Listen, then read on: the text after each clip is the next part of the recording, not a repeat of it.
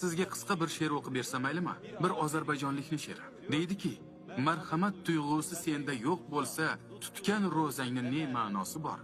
Uyingda miskinga taom yo'q bo'lsa, bir oy och qolmoqning ne ma'nosi bor? Agar tarozidan ayirib qolsa, tiling zahar kabi yurak og'ritsa, qo'ling pora olib poralar bersa, o'qigan namozingni ne ma'nosi bor? Yolg'ondan ont ichib savdo qilganlar, haqiqatdan xabarsiz xato qilganlar, haqsizdan pul olib haqli qilganlar, haj qilmoqning ne ma'nosi bor? Harom pullari bilan villa qurganlar, yetimning haqqini bo'lib yeganlar, tuhmat bilan kimnidir baxtsiz qilganlar, o'lganida yosinning ne ma'nosi bor? Namoz ham, ro'za ham muhim birodar. Vijdonli bo'lish qiyin birodar. Haqiqiy inson bo'lish muhim birodar. Amalsiz Qur'onning ne ma'nosi bor?